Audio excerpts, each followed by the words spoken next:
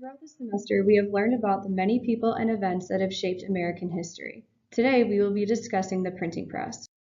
Born in 1395 in Mainz, Germany, Johannes Gutenberg was a craftsmith with knowledge in blacksmith and goldsmith work. In 1428, a craftsmith revolt took hold in Mainz against the noble class. Thus, Gutenberg and his family was exiled to Strasbourg, France, where he began to experiment with printing. During the 1300s to 1400s, a very basic form of printing had been developed. Gutenberg realized that if a machine could use cut blocks, the printing process would be much faster. Knowledgeable of the blacksmith trade, he used metal instead of wood while creating the press. The metal block letters could be moved around to create new words and sentences. Gutenberg's goal of creating the printing press was to mass produce various forms of text. With Gutenberg's original printing press, a frame is used to set groups of type blocks. Together, these blocks make words and sentences. However, they are all in reverse. The blocks are all inked and then a sheet of paper is laid on the blocks. All of this passes through a roller to ensure that the ink is transferred to the paper.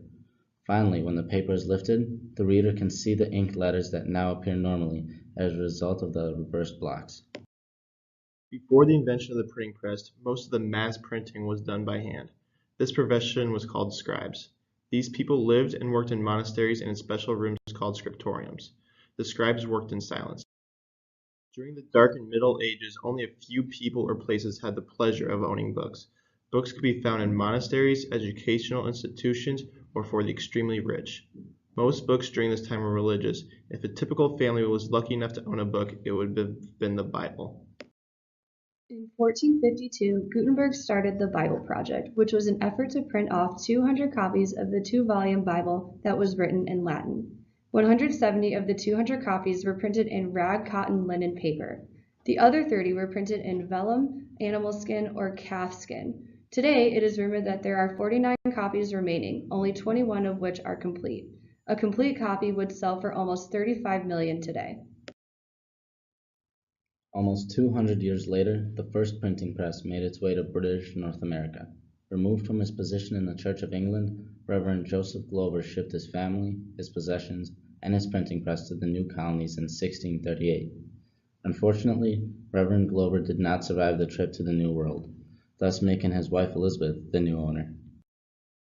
3 years after arriving into the colonies and the death of her husband, Elizabeth Glover married Henry Dunster, the president of Harvard at the time. Therefore, all of Elizabeth's property was transferred to her new husband. However, tragedy struck again and Elizabeth died 2 years later. So as the property of Henry Dunster and subsequently Harvard College, it became a logical center of printing in the American colonies as Harvard grew in size and reputation. Printing is very different now than it was when the first printing press was invented. By modern standards, Gutenberg's printing process would seem slow and tedious. It would take a skilled compositor an hour to assemble 2,000 characters or letters, whereas a computer would take merely 2 seconds. Today, it is said more words are printed every second than were printed every year during the 15th and 16th centuries. Until the 19th century, printers completed each step of printing by hand. Steam engines and later, electrical engines were incorporated into the design of printing presses. In the 1970s, computers were then integrated into this process. As you can see, printing has revolutionized the way we communicate today. From newspapers to the 5 o'clock news, online media, and other mass forms of communication, the printing press has had an integral part of shaping history and the development of society.